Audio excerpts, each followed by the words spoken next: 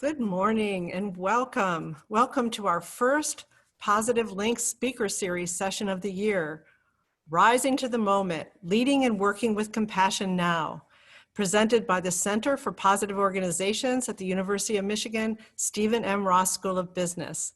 I'm Jane Dutton. I'm a faculty member at the Michigan Ross Business School and one of the co-founders of the Center for Positive Organizations.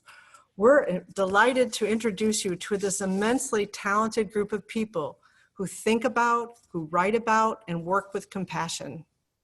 This group is perfectly positioned to help us find new possibilities for rising to the moment as the global pandemic drags on and people around the world struggle to find a new normal. A few notes on the technology we're using today. During today's event, attendees are view-only participants and cannot be seen or heard. We've turned off both the chat and the Q&A features for today's event because our intention today is to allow our contributors to offer you a feast of stories and ideas that will nourish our imaginations and our ability to act with compassion.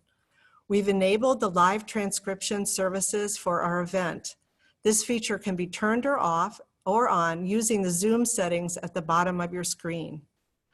Lastly, we're recording this event and we'll post the video on the CPO website and share access to the recording via email with all of our attendees as soon as we are able. While we feel called to rise to the moment with compassion, so many of us find illness, disease, and loss piling up on top of financial distress, political toxicity, natural disasters, and the long-term suffering wrought by systemic racism, inequality, and injustice. Living in this pastiche of pain, it's no wonder that many of us begin to feel hopeless. So often we want to act, but we face a sense of helplessness about what to do that can make a difference. The widespread suffering surrounding us and the growing sense of distress about how to act with compassion is the motivation for this discussion. We designed this event to renew our capacity to imagine and enact compassion now. We've organized our agenda around the metaphor of a meal because we wanted to feed our imaginations and nourish our capacity for action. Our first section will invite us to sit down at a shared table by acknowledging a number of widespread forms of pain and suffering that characterize this moment. This kind of beginning helps us to notice suffering, which is the first step in awakening compassion. In the next section, we will set the table. We will take a science-based view of compassion and review definitions and key ideas that are essential to the leading and working with compassion. In our third section, the feast really begins. We've invited a talented group of scholars and practitioners to be with us today. We have asked them to share stories and small moves that speak to all of us so that we can be inspired with how to awaken compassion now. Our hope is that this feast of ideas and small moves nourishes your imagination about what is possible and also builds a sense of how even the smallest actions can unlock compassion in your life and in your work. You'll hear ideas that you can adapt to fit to any organizational context and in your leadership, whatever chair you occupy in the organization. We will conclude with a little digestive, in which we will offer a few reflections on patterns, obstacles to compassion, and highlights that we heard at the feast table. And what meal would be complete without a little sweet at the end? We've prepared a small gift of knowledge, represent the beauty of the ideas each of us contributors that you can take away and put to use immediately. Before we begin to sit down at the table together, however, we want to offer deep gratitude to our event sponsors and partners who have contributed to the success of this event. The Center for Positive Organizations thanks the Sanger Leadership Center, the Tauber Institute for Global Operations, the Samuel Zell and Robert H. Lurie Institute for Entrepreneurial Studies, Lisa and David Drews, and Diane and Paul Jones for their support of the 2020-2021 Positive Links series. We also thank our session sponsor, the Managerial and Organizational Cognition Division of the Academy of Management, for sponsoring this virtual panel. MOC is a specialized division within the broader Academy of Management that prides itself in being a bridging division creating opportunities for people to engage across a wide variety of academic topics. Lastly, we want to acknowledge all of the scholars who are part of the Compassion Lab community and whose work is so important to advancing this type of research. The growing community of scholarship and practice focuses on compassion. It also means that we have several valued promotional partners for this session who we deeply thank for their collaboration in this event. The Center for Compassion and Altruism Research and Education, called C-CARE at Stanford University, Compassion 2.0, the Mindful Futures Network, and the Positive Relationships at Work microcommunity. And of course, our gratitude would not be complete without thanks to our panelists who are giving their time and sharing their wisdom with us today. We have L.A. Alvarez, Clinical Assistant Professor and Assistant Residency Program Director of Emergency Medicine at Stanford University. Amy Bunch, Senior Director of Organizational Culture and Strategy for the Office of the Executive Vice President and Chief Financial Officer at the University of Michigan. Tiffany Johnson, Assistant Professor of Organizational Behavior at Georgia Institute of Technology. Jason Kanov, Professor of Management, Western Washington University. Raout Livni Tarandash, Assistant Professor of Management, Manhattan College, and a Research Fellow at the International Humanistic Management Association. Chris Murchison, Positive Organizational Design and Culture Consultant. Anna Brigida Pesci, Professor of Sociology of Religion, Docent in Wellbeing Sociology, University of Helsinki, and Co-Humans. And finally, last but not least, A. Simpson, Reader in Human Resource Management and Organizational Behavior at Brunel University in London. And now I'd like to introduce Monica Warline, who will invite us all to sit down at the table together. Monica is a faculty member at the Center for Positive Organizations and a research scientist at Stanford Center for Compassion and Altruism Research and Education. Monica and I have been thinking about compassion at work together for a long time, and we had the joyful experience of writing our 2017 co-authored book, Awakening Compassion at Work. So please, Monica. Thank you, Jane, and allow me to reiterate my thanks to this incredible and generous group of scholars and practitioners and writers and thinkers and activists who have joined us today. We decided to create this event in part because we ourselves were so hungry for ideas and imagination and inspiration about what we can do to fuel ourselves to rise to the moment with compassion and to continue to rise to the moment with compassion as so many forms of suffering emerge around us. And so, as you have already picked up on, I'm sure, we've organized today around the metaphor of a feast. And first, Jason and I want to invite you to come and sit at the collective table. And so it's my honor, as I invite you to the table, to also shine a light on the work of my dear friend and colleague, Jason Kanov, who's been a leader and an important thinker in the topics of disconnection and suffering as they relate to compassion since he started this work in graduate school. Jason recently wrote an essay entitled Why Suffering Matters for the Journal of Management Inquiry. And whether you're an academic or not, I encourage seeking out that essay because Jason so astutely reminds all of us that in order to awaken compassion, it's imperative that we deeply acknowledge the suffering to which compassion is a response. And so Jason has graciously agreed to curate this first few moments of invitation to the table with me. And we simply want to use the next few minutes to acknowledge and make space for so many forms of suffering that are entering our lives right now in different kinds of ways. Thank you and welcome, Jason. Thanks, Monica. It's really a privilege to be here with you today and partner with you on this. I'm really grateful to you and Jane and everyone at the CPO for putting this together and giving me the opportunity to contribute. You know, 2020 has been incredibly difficult in so many ways. Today, we're right on the heels of the Breonna Taylor grand jury verdict, which has just been incredibly painful for so many of us. I can't think of anything more urgent right now than engaging with suffering and awakening compassion. Now, we realize this will be an imperfect acknowledgement of suffering. We can't touch on every source or form of it in the world, but we hope that in opening and holding this space and by deliberately naming and honoring what so many are bearing right now, we can invite all of you to bring whatever suffering is surfacing in your lives to this shared table with us today.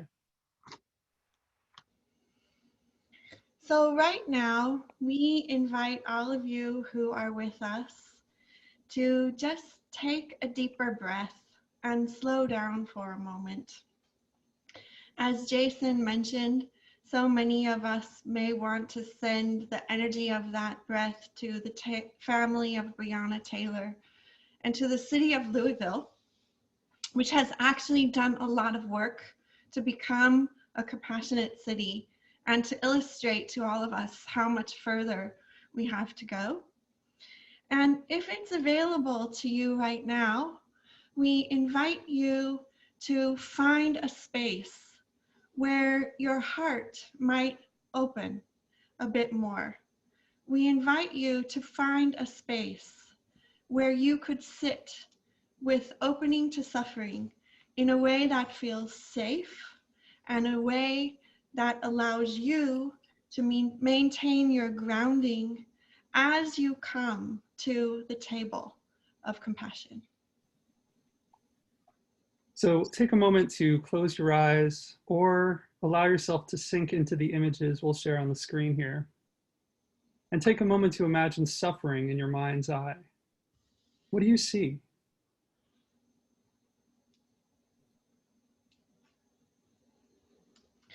Imagine that every person in the world is suffering in some manner, and most of it is hidden.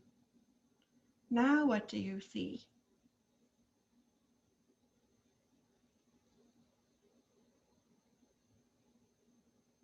Our dear late colleague, Peter Frost, used to remind us, there is always pain in the room.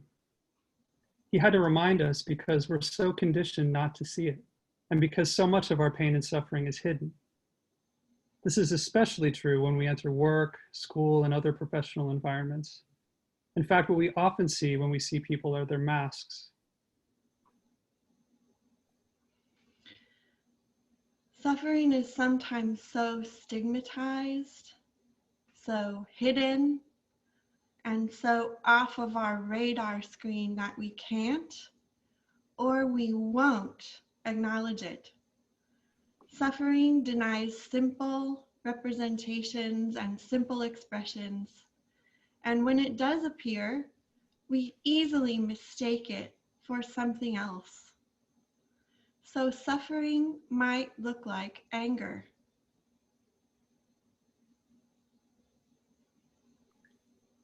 It might look like withdrawal or absence.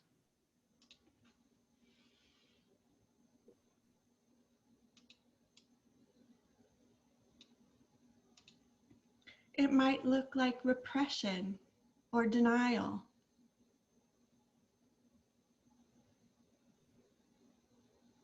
It might look like impatience or overwhelm.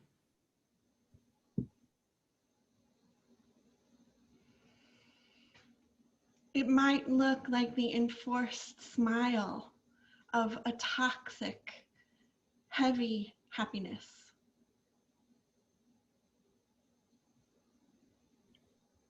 It might look like arrogance or power displays or manipulation.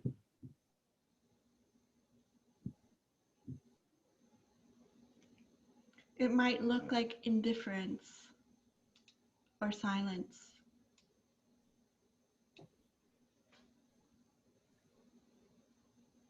It might look like vulnerability, going unseen, unheard, and unrecognized.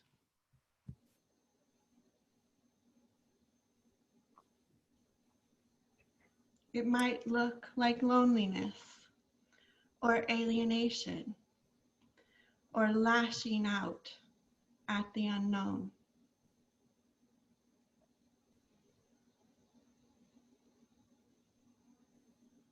While the experience of suffering is singular, its manifestations are countless.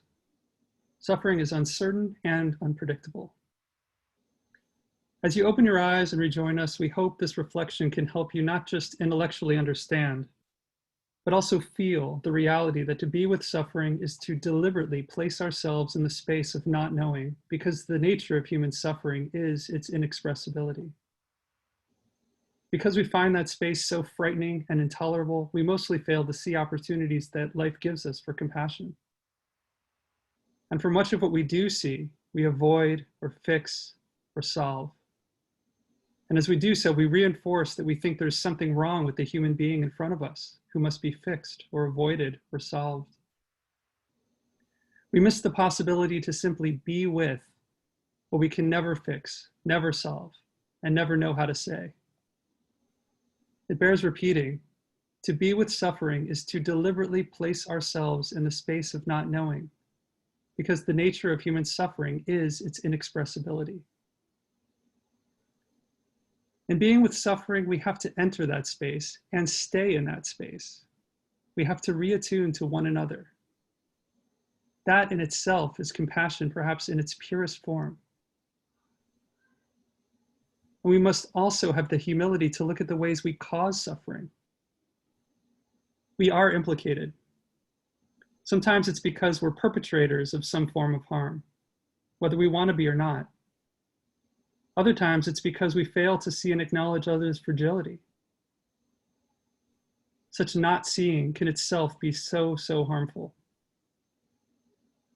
We're also implicated through our participation in and recreation of suffering-inducing systems and norms, so many of which are rife in our organizations and our lives. Many such systems and norms routinely cause or exacerbate suffering for all. Others do so inequitably. Attending to suffering must be a pillar of social justice work, as it surfaces inequities with regard to who suffers, when, where, and why. We see this, for instance, in how we designate essential workers, many of whom are of already marginalized identities, and put them in harm's way. Inequities are also evident in how systems and norms legitimize some suffering triggers while discounting others. The triggers afflicting the already marginalized, for instance, people of color, those with mental illnesses, the working poor, these are the triggers that are most often discounted, and the suffering they cause goes unseen. If we truly believe in compassion, we must see and engage with suffering deeply.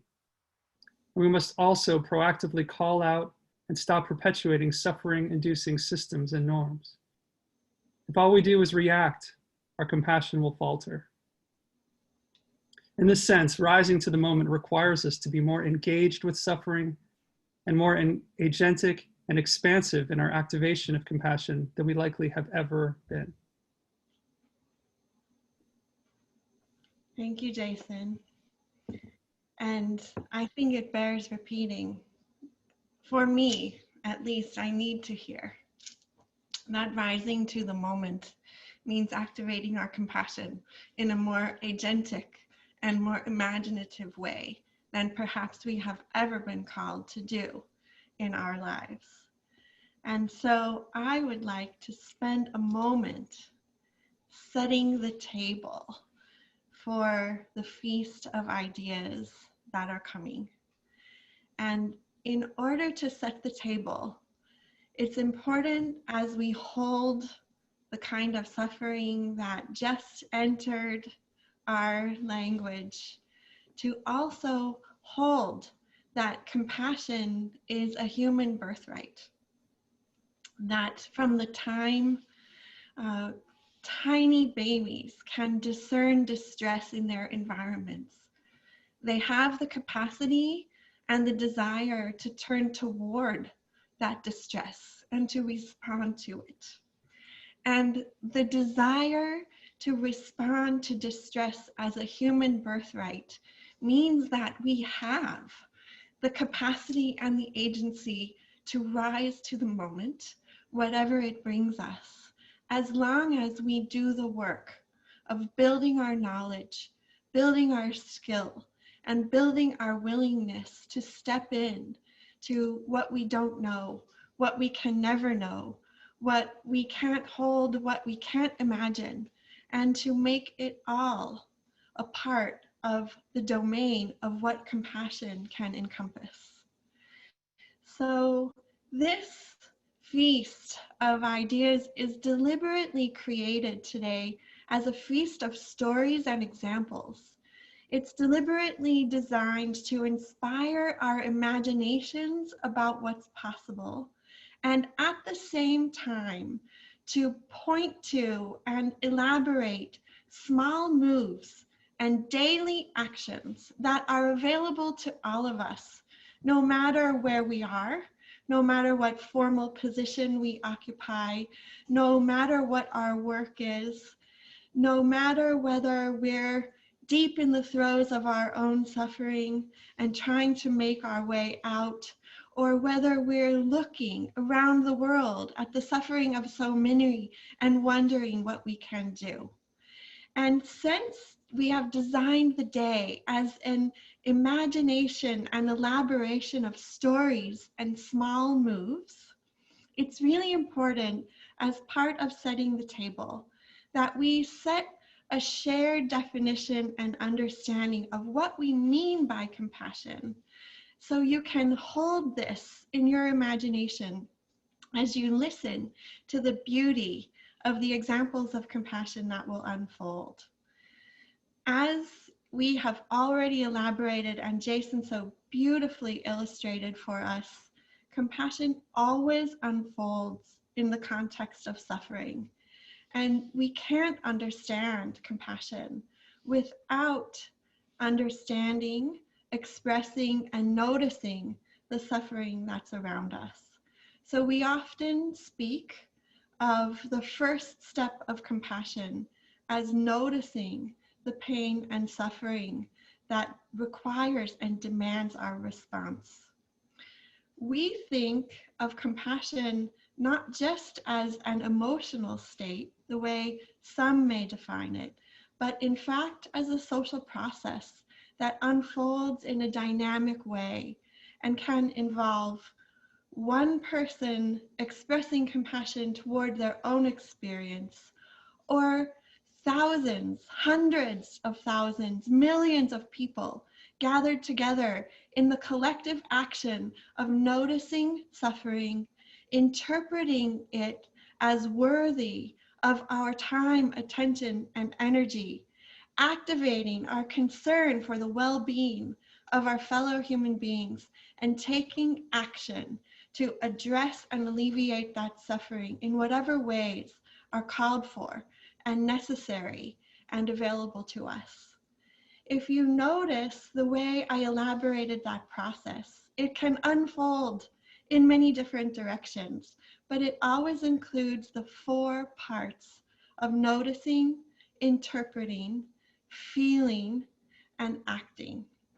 And with that idea that compassion must involve the imagination that lets us interpret suffering and action in whole new ways, and the idea that action itself must be responsive in the moment to whatever is unfolding. I want to invite you to step into the world of imagination and to hold on to a theory of change that tells us that even the smallest actions taken with the powerful and fiercest compassion we can muster can make an incredible difference in the world around us. So with that, the table is set, and let's let the feast begin.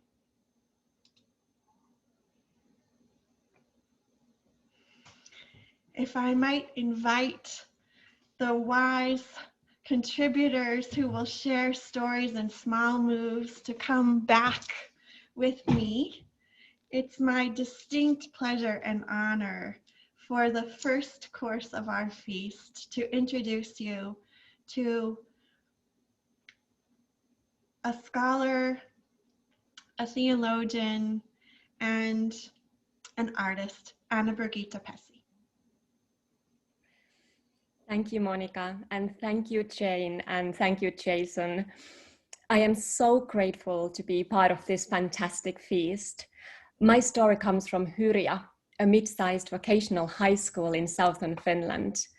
A few months right before the COVID crisis, me and my brilliant colleague Anna Seppänen from Cohumans were asked to facilitate and study compassion workshops with Hyria's entire staff, over 500 people.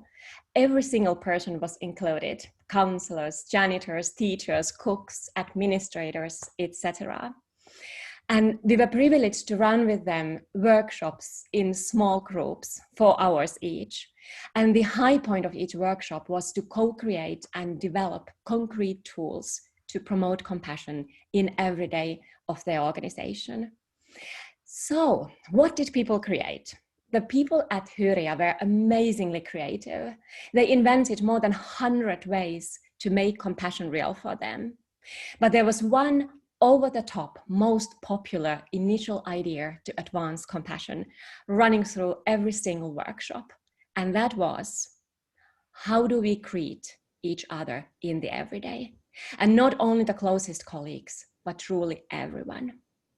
And as researchers, we now wish to pinpoint 2 particular lovelinesses in this idea of fostering compassion via greeting everyone and always. First of all, greeting others as a tool towards compassion illustrates indeed that small is all in compassion. In the tiny deeds of every day, we walk the talk of our values and ideals and norms. And there's something very particular in the small deed of greeting. For the people in Hyria, greeting others was not just a way to get to know each other slightly better or to promote friendly atmosphere in order to advance compassion. For them, greeting others was about social recognition. To greet someone is to acknowledge someone, to see her as an individual of worth. I see you, thus I greet you. I greet you, thus I see you. Furthermore, for the people at Hyria, it was not just that everyone should be greeted, but that everyone should be greeted equally. Greeting everyone in an equal manner is a powerful sign of justice. At work, do we really remember to give people equal recognition in our office corridors and now in our Zoom meetings, particularly when we are busy and stressed? In organizations, we may have sophisticated tools to advance transparency, equality, ethicality, and justice, but their legitimacy crumbles, however, if we fail in the everyday ethics, in expressing in daily interactions that everyone has an equal worth. And our second lesson from Hyria is this: greeting everyone as a tool towards compassion is fascinating, as it is not actually at all about compassion. It is not about reacting to pain or sorrows, but reacting to a smile, an open glance, a nod. It is more about co-passion than compassion. We, together with Jenny Spanneri and other wonderful colleagues here, have created this concept of co-passion based on our empirical studies in numerous organizations. Co-passion refers to noticing, feeling, and acting in relation to the positive emotions of a colleague. And compassion and co-passion go fundamentally hand in hand. If we share about our joys at work, we also dare to share about our worries and to ask for help. If there is co-passion in our organizations, we more likely also dare to offer help and dare to receive it. Co-passion, shared joy, is a powerful path towards compassion, as is justice. Thus, all in all, our core message from Hyria is a double J, meaning that shared joy and justice are fundamental prerequisites of compassion. Similarly, as it is not enough to not be racist, but one needs to be actively anti-racist. On similar lines, it is good to be compassionate when needed, but it is much better to proactively promote joy and justice, these prerequisites of compassion. And how might the micro narratives of joy and justice as tools towards compassion, how might they be fostered in the everyday of your organization? And actually, they are not just micro narratives, but micro movements, a human being leaning towards another human being in joy and in justice. Thank you, Monica.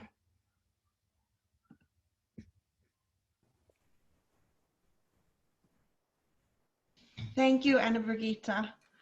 I feel that I will never think about greetings again, and the powerful, small, but essential move of joy and justice embodied in a greeting so perfectly sets the stage for the essential activity of recognizing everyone's humanity, which perfectly sets the next course of our feast, offered by L.A. Alvarez.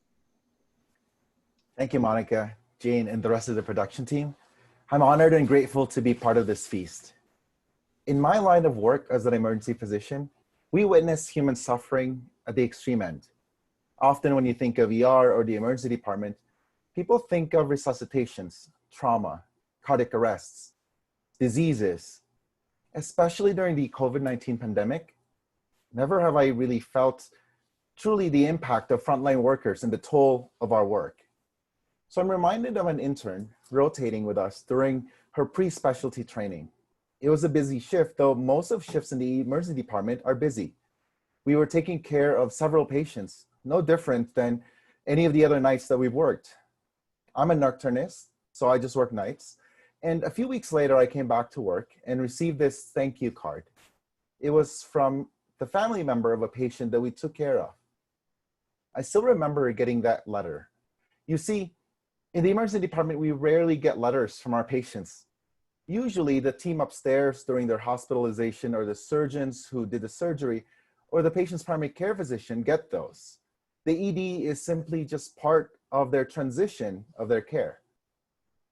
So I got to work, and this nurse with a smile came up to me to share how a family member brought some fruits and this card a few days ago.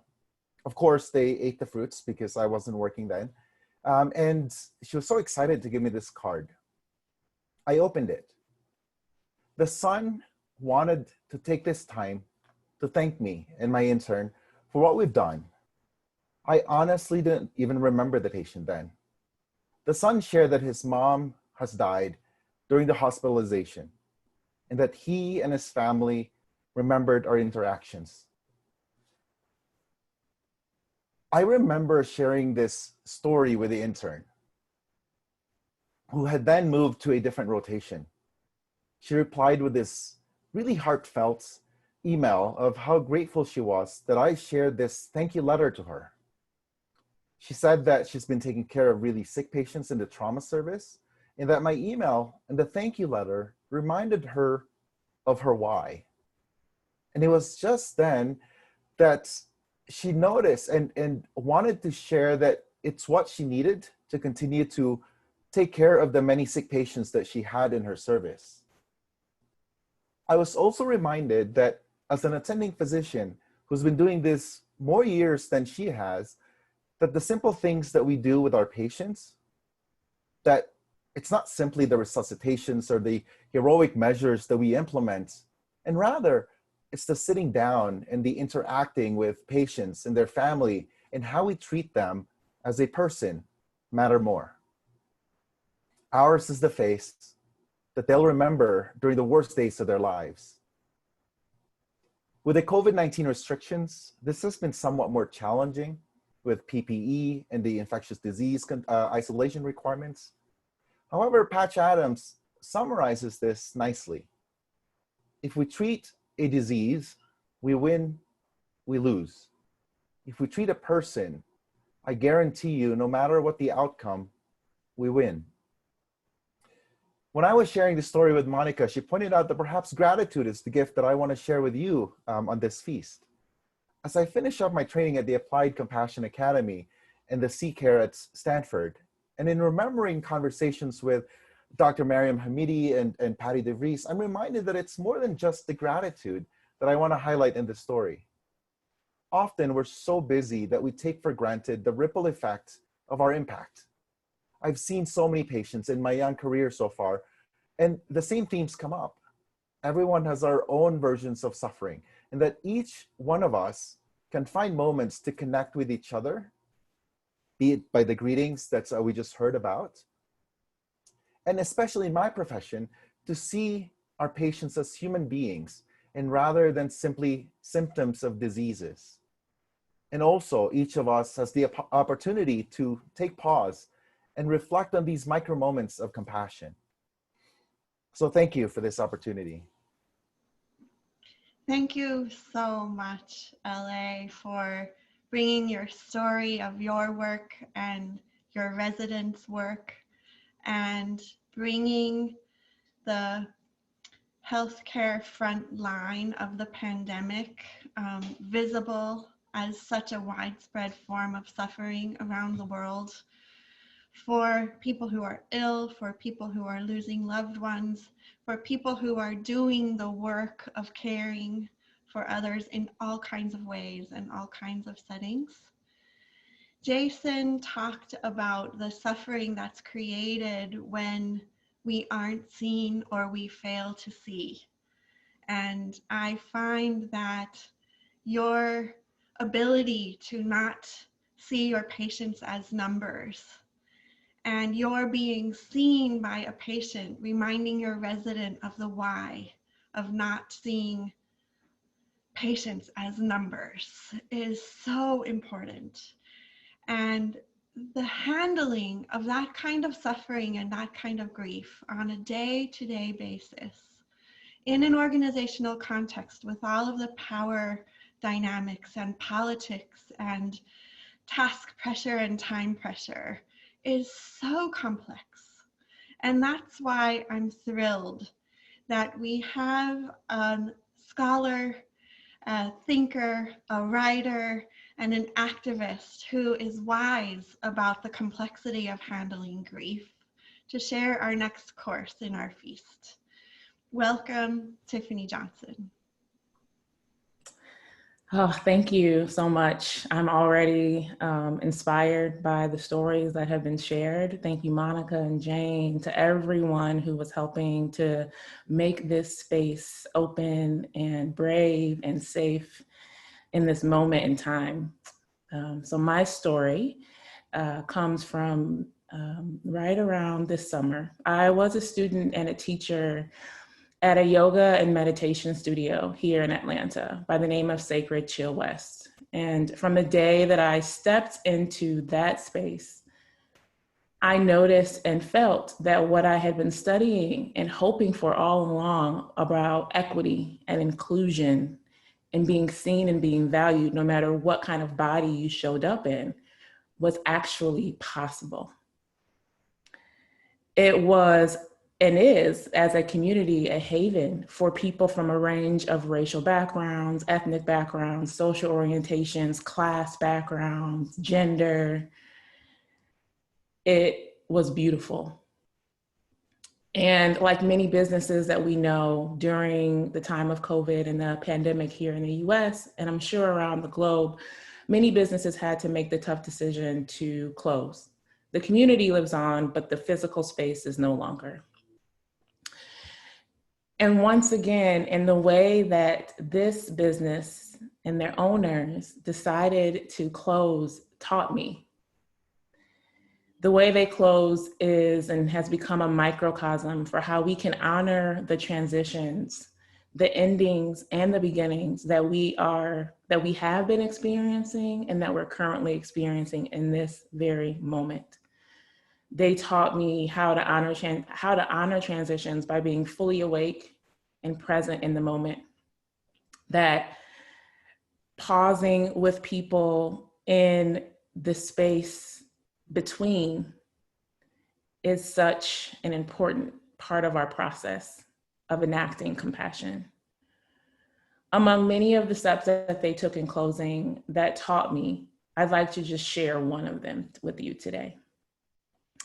And that is that they created a space for their teachers and for their beloved community to grieve, to remember, to feel connected, and to be empowered to take best next steps, even in the process of closing.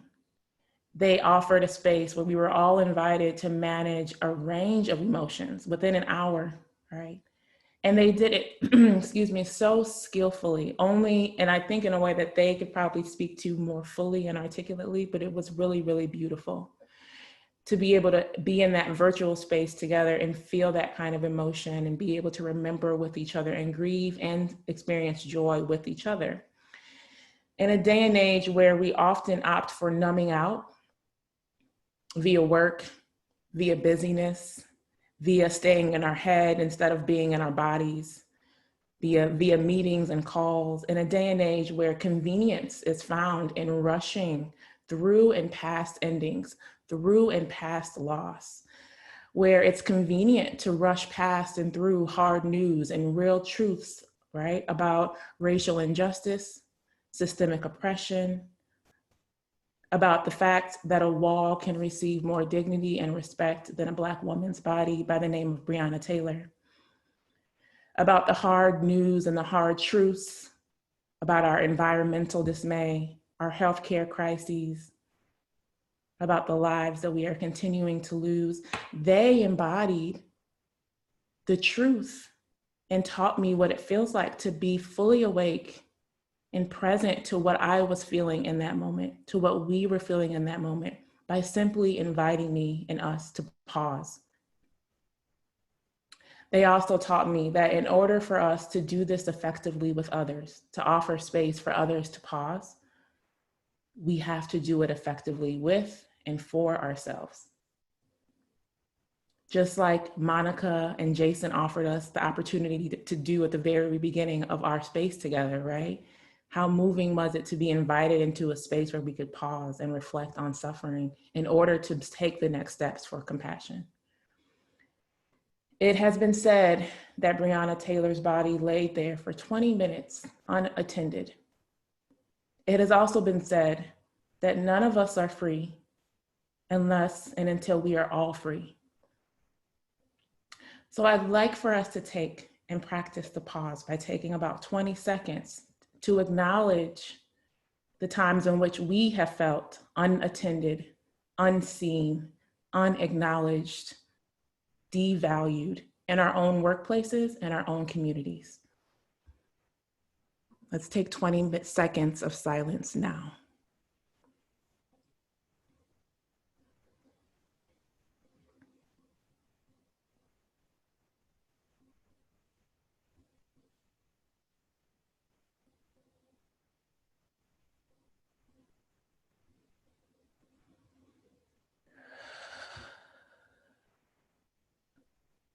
Thank you.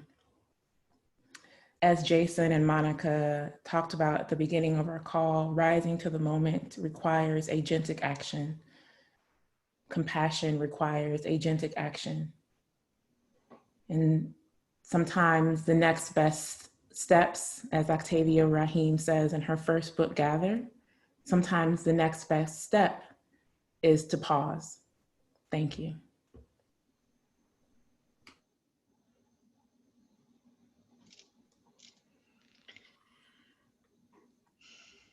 Thank you, Tiffany. I can't say anything to improve upon what you said, so I want to just repeat your words as I invite you to ready yourselves for the next course of this feast. Being fully awake and present to occupy the space between feels like the perfect words to be awake and present when suffering arises unexpectedly, which is the course of our feast that will be offered by Chris Murchison. Thank you, Monica. I feel very emotional in this moment. The stories are very powerful. Just gonna pause because I'm feeling emotional.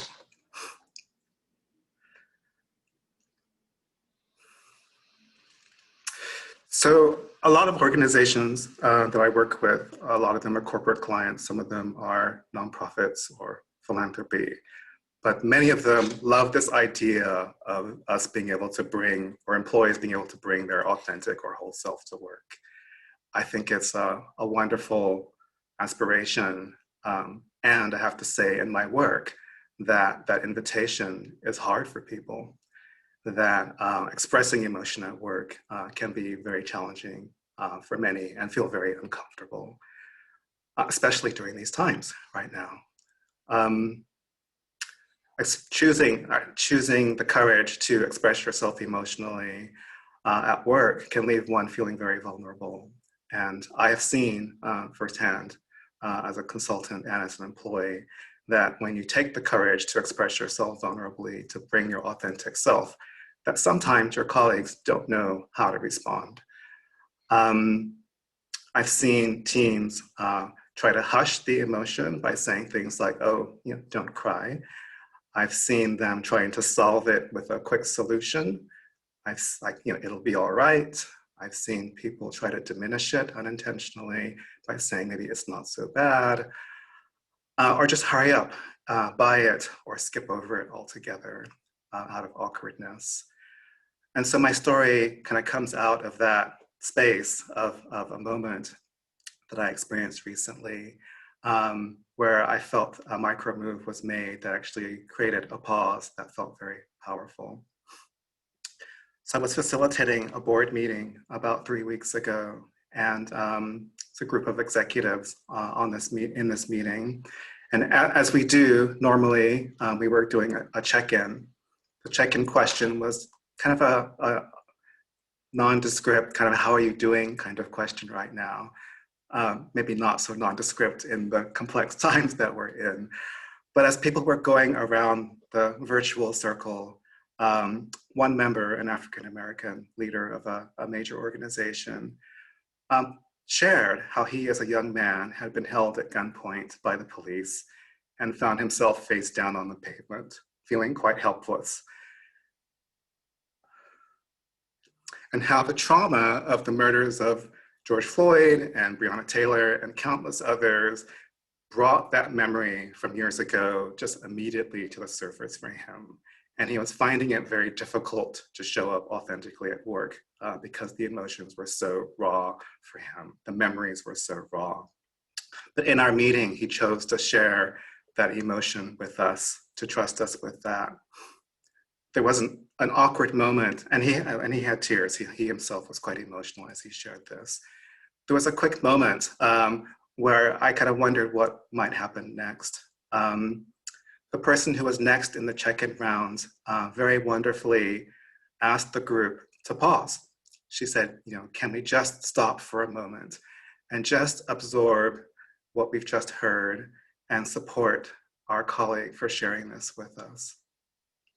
To me, that was a very, very striking moment. This man, who's normally quite quiet and stoic, showed a different side of himself. And I thought her act to pause and to appreciate him, I think really honored him and honored his experience in a way that felt very profound for me. It was a tender moment for him. I followed up with him afterwards, and he said to me that he appreciated being able to share that with our group, and that he just doesn't, he feels, in reflection, he felt that many people just don't understand how painful and infuriating these experiences can be for African American men, and who have to sort of face this all the time. And I understand that because this actually happened to me as well many years ago. So in that meeting, what I saw exemplified as a compassionate act, building upon what Tiffany just shared, was the power of a pause. But within that pause, there were a number of other small moves that I think were packaged with that. So it was the pause, but it was also the noticing of the emotion, the noticing of the moment, the noticing of what was needed in that moment. I think it was the allowing of space for some reflection. It was listening, and listening in a generative way, and matching that perhaps with some gentle inquiry, as I did following the meeting. And finally, just offering the time and opportunity for support and self-care and healing, which hopefully can ultimately lead to a return to passion and joy. So thank you.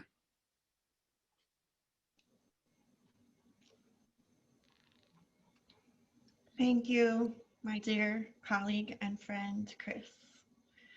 So many wisdom traditions teach us about compassion, that it holds the hand of courage, and it cannot be fully realized without courage. And as I listen today, I find myself reflecting on the need for the courage to not try to fix, to not diminish or solve or silence, to not hurry by because we might be uncomfortable or scared.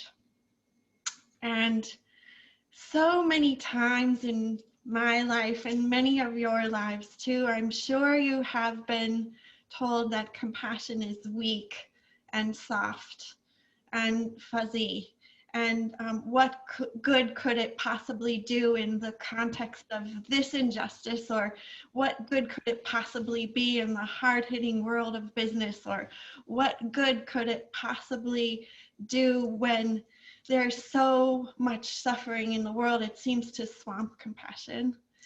And I feel full right now of the knowledge that what we're learning are such skills, such important, powerful, skilled moves, and that all of us can learn these moves, whether or not we have the experience that someone else is going through. And the move of pausing, of listening, of honoring, and then of inquiring is a part of so much of the writing and wisdom of our next contributor. So I want to welcome my friend and colleague, Raut Livni Tarandash. Thank you, Monica. Really appreciate the opportunity to be in community with these amazing humans. I have to say a sentence before I dive into my story. Especially for people out there in our audience, this may be a different kind of gathering. And if you feel yourself feeling and noticing different things in your body, you're probably doing something right.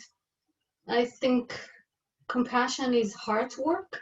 It's also courage and movement, but we can't do a good job if we don't start by feeling something. So it may feel like a foreign experience, but I encourage you to lean into it. And I'll put that aside and I'll tell you a little bit about my story to share.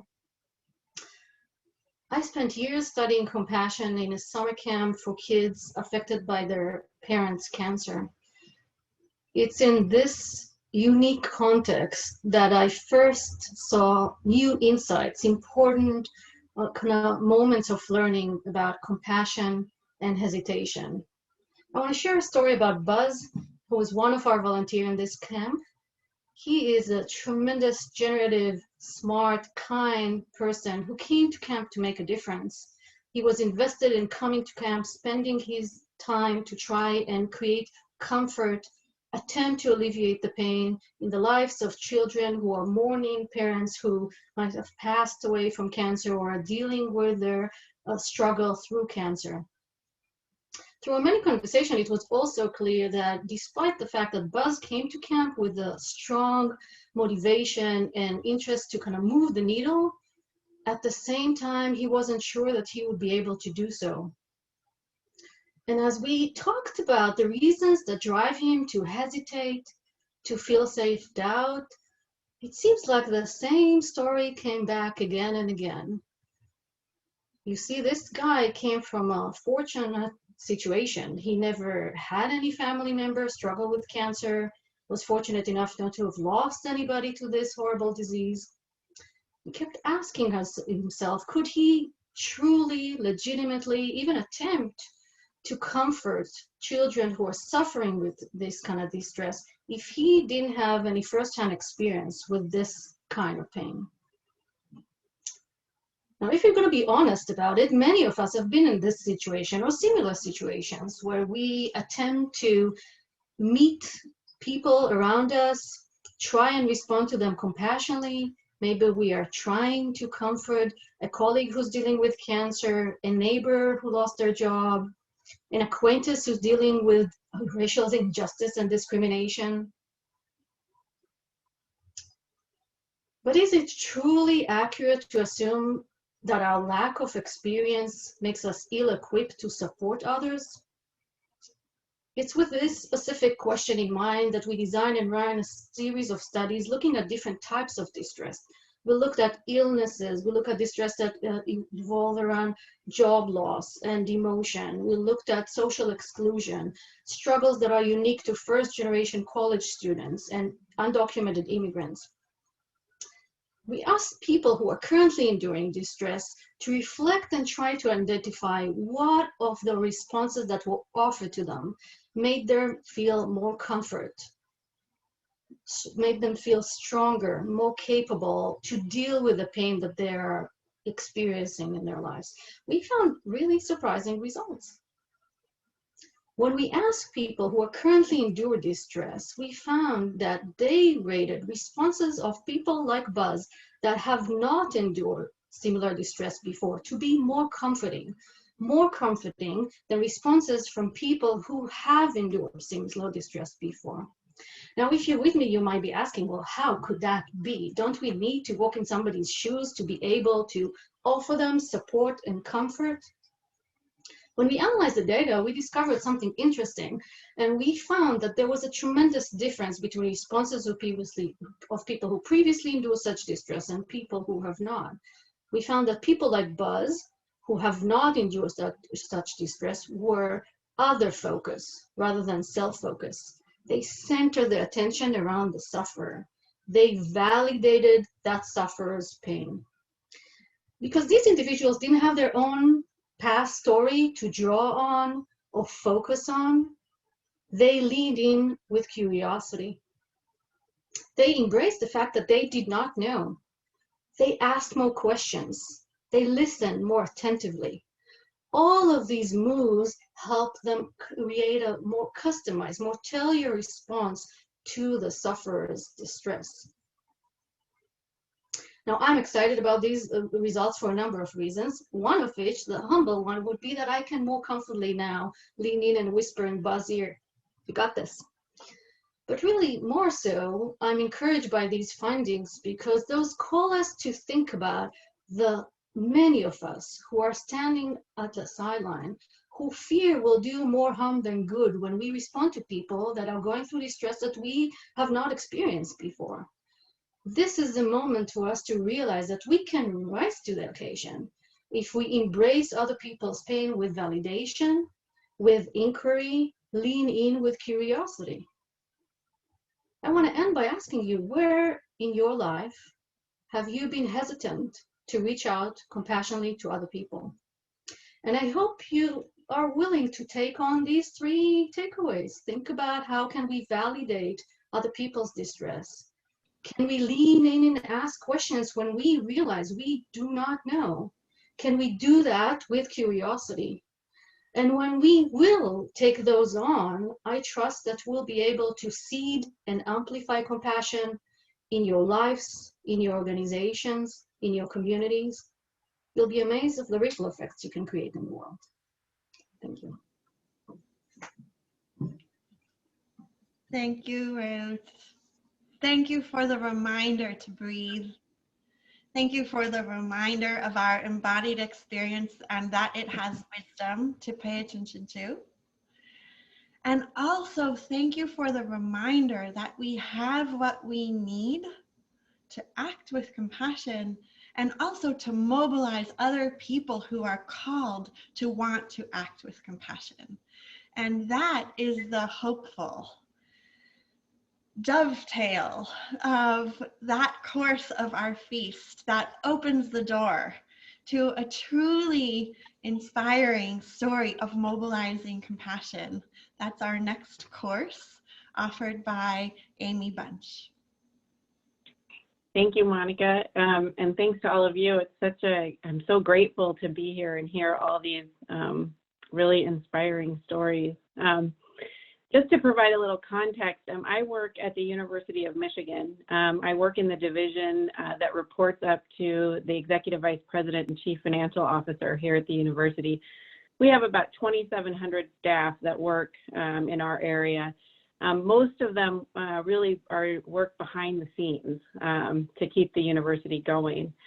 And back when COVID hit, it was such a stressful time at the university. It was a stressful time for everyone. People were adjusting to this new way of working, this new way of living.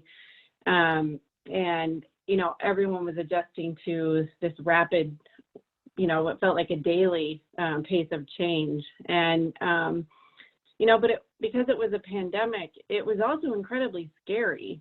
Our hospitals here at the university were all of a sudden being flooded with COVID patients, and the outcomes were not great. Being in Ann Arbor, we're very close to Detroit. And of course, Detroit was so hard hit by COVID. So many of our staff live near or around in Detroit, or they have extended family members who do. And so folks were dealing with, their family members getting sick or people losing their lives. And then in our area in business and finance, or BNF as we call it, we actually had the tragic situation of losing 4 employees early on to COVID. And it was such a tragic situation. And, these folks, they weren't necessarily exposed at work, but it didn't matter because these were beloved colleagues. And so our folks were not only dealing with their own grief, at losing, these people that they care about, but it also made the risk feel extremely real and close to home. And the seriousness of the pandemic really was hitting hard, especially for the folks in our area who remained on campus. And during all of this, at the same time, because of the nature of the work that our teams do for the university, they were being asked to step up in an even bigger way to support the university community. Our HR and financial teams were really working around the clock to ensure the university's financial health and to take care of the university's 50,000 employees. And then, all of our facilities and operations teams, the custodians and the bus drivers and the maintenance workers, they were on campus ensuring all of the essential functions of the university were going. And we're also providing all of this additional support to our hospitals to ensure that they had what they need during this time. And so it was a very stressful situation, and yet us in the CFO office were watching all of this really in awe at what we were seeing because it was so amazing and inspiring to see all the ways that our teams were just doing what was needed to take care of the university despite their own fears and anxieties about the situation. And so we really wanted to do something to lift them up and to support them. And at the time, we were reminded of this wonderful quote from Mr. Rogers, who had said that, when he was a boy and he would see really scary things on the news, his mother would remind him to just look for the helpers. That in a crisis, there are always people helping, and it can be a tremendous source of comfort. And that really resonated with us, because that's exactly what we felt like we were witnessing, was the power of noticing the helpers. And so we decided to take Mr. Rogers' advice, and we launched a communications effort to tell stories of all the ways in which our BNF teams were supporting the university during this difficult time. And we reached out to our networks, and we got tons of ideas. We asked everybody to give us examples that they were seeing and that they were experiencing. And then our boss, Kevin Haggerty, who's the CFO of the university, he already sends a weekly email message to all 2,700 staff in BNF. And so he just started to use that as a platform to tell these stories. And to share what we were learning, what we were seeing, what people were doing. And ultimately, he wound up also sending out some direct messages to specific teams who had been asked to really go above and beyond for the university on a particular project, and who really needed additional support. So he sent direct messages to them. He also wound up taking some movies on his iPhone and sending out small video messages to teams who weren't using computers regularly. The whole effort ultimately morphed into a much bigger campaign and a partnership with our university social media team to highlight the work of essential staff across the university. But I wanted to offer it today as a small move of compassion, mostly because our original idea, it wasn't flashy, it wasn't super polished, it didn't cost anything. It really just required taking time to step back and notice all the good that was happening, and then to communicate about it in a really heartfelt and genuine way. For us, our goal really at the time was that we just wanted our teams to feel seen. We wanted them to know that all the work that they were doing in the midst of such a stressful situation was being noticed and acknowledged. And then we also felt like it was just this amazing opportunity to also then encourage our entire BNF staff to take a minute and just look around and to notice these small acts of greatness that were happening by their colleagues every day. Because it wasn't just inspiring, Mr. Rogers was right, or his mom was right. It was also incredibly comforting. Thank you, Amy. Thank you for the inspiration that I feel right now. So often in my work, a diminishing move in relation to compassion is the challenge. That's fine, but how does it scale? And I love your illustration that a campaign of comfort can activate imaginations and stories, and that shows us how to transcend any one relationship and encompass how we organize our collective lives. And that's the theme also of our next contributor, Ace.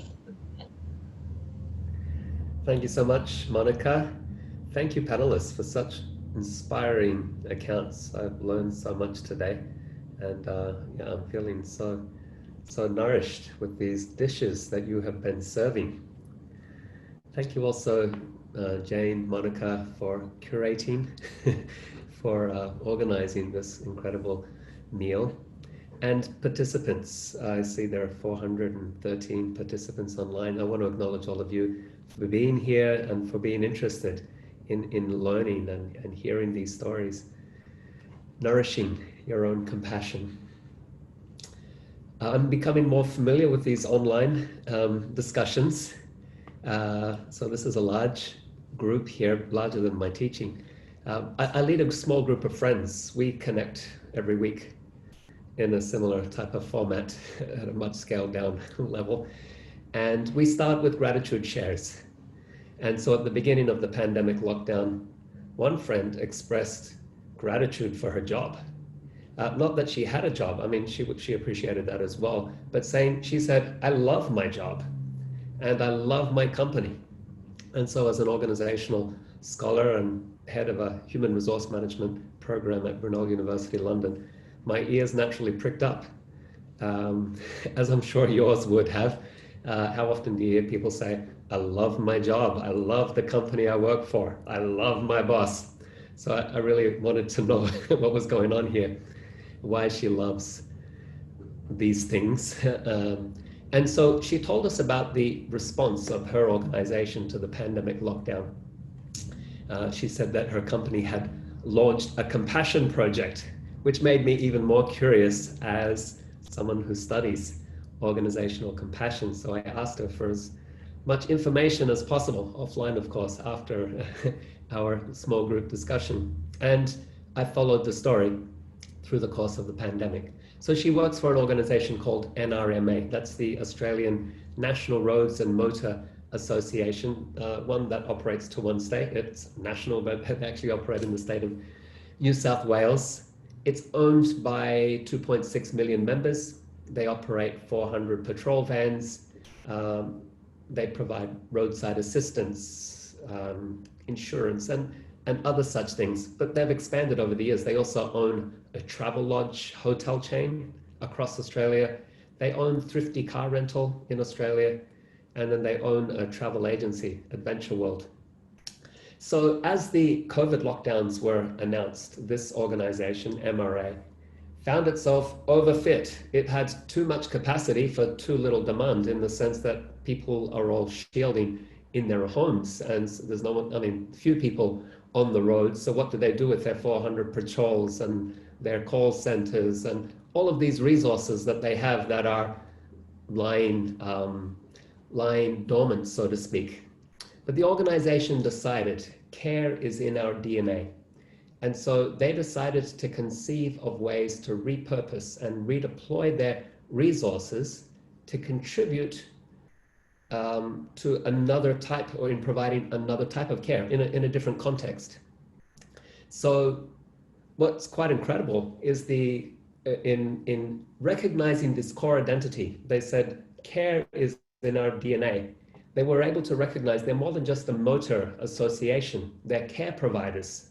The context changed because there aren't people on the roads anymore.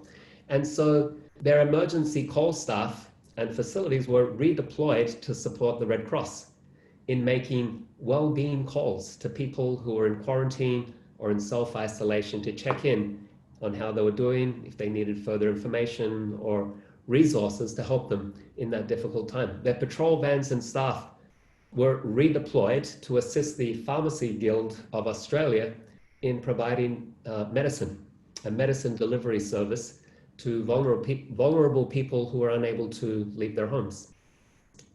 Patrols were also redeployed in helping Meals on Wheels, New South Wales, to continue delivering healthy meals to their customers.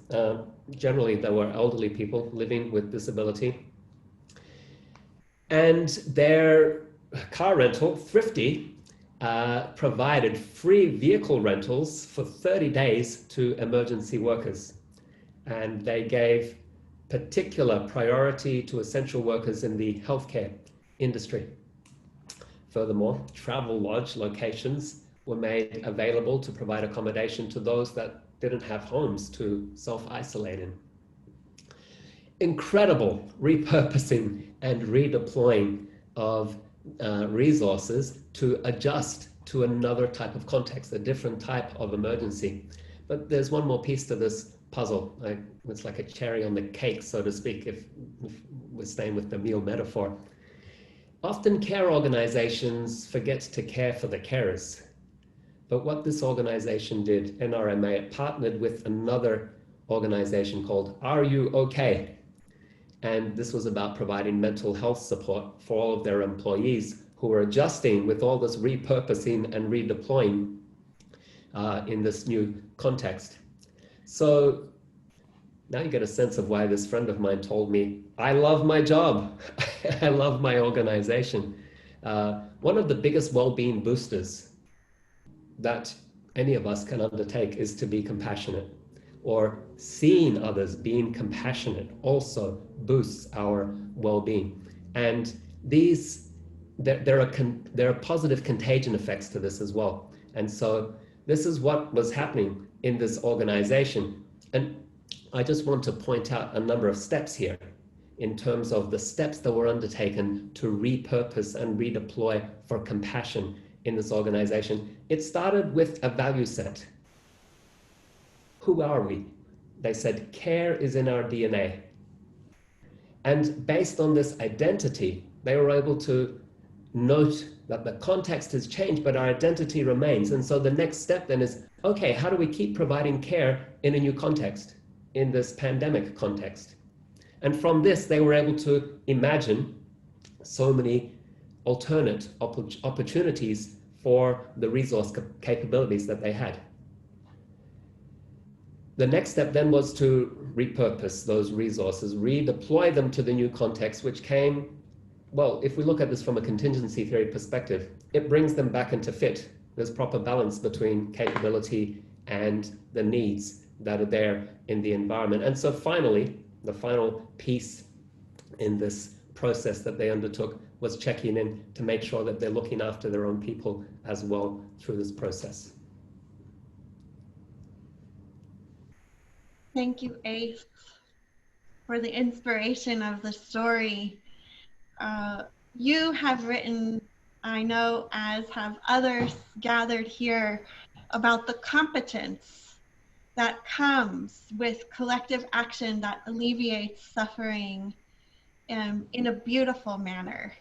And I do want to just call on the fact that it feels beautiful to witness compassion when it's done so capably across an entire society, an organization, but truly across an entire society. So let me ask my longtime colleague, Jane, I think might be having a problem with her video, but let's see if we can hear her voice. Can we hear you, Jane? Yes, you can hear me, and you're just about, there I am. Oh, Jane, there's a part of a true feast that's called I always love this idea, a digestive. So a little moment where we sip something delicious and we get to digest and really take in what we've just experienced. And so you and I get the pleasure of having this digestive moment together. And I wonder what's moving you. Well, first, let me just say I'm almost glad my video was off as I heard these stories, because I found myself, as Rhett sort of suggested, being, really physically moved. It reminded me of stories as oxygen for action. So these stories have wisdom contained in them. I think about kind of, what do compassionate moves look like, especially small compassionate moves? What kinds of contexts might enable these compassionate moves, as well as I think it opens our eyes to the obstacles and the kinds of things that hold us back. So I think the stories, I can't wait actually to listen to the recording to rehear them, because I think they have a lot to teach us. And I'm so grateful for the opportunity for both the people that shared them and the care with which they shared them, but also the set together. And one of the things that struck me that's, I know from the research that we and others have done, that it's such a reminder of the breadth of ways that we can show up and be compassionate. And that so much it's about our presence. It's not about necessarily doing. It can be so much about being, and the kind of being that shows up when we are authentically present to someone's pain. The small moves that are part of curiosity or generative and gentle inquiry. I mean, there were just so many ways in these stories that we are reminded that each of us has an incredible power at some level to help others be with their pain and perhaps move them towards rectifying or healing some of that pain just through our physical and psychological presence. So I'll start there, and I know you and I are used to duetting, so now I'll let you build on what I say, and then I'll build on what you say. Thank you. As I was listening to you, I was thinking about also why that stories as fuel for action perfectly feed us in terms of these small moves. And I think it's worthwhile for us to articulate a little bit about why we have such confidence and such evidence that small moves are such an agent for change. So many times when you come to a conversation and what you're bringing are the small moves of presence, pausing, greeting, reflecting, listening, people aren't convinced on their face that those small moves are powerful enough to shape the kinds of institutions and social systems that so are demanding change now.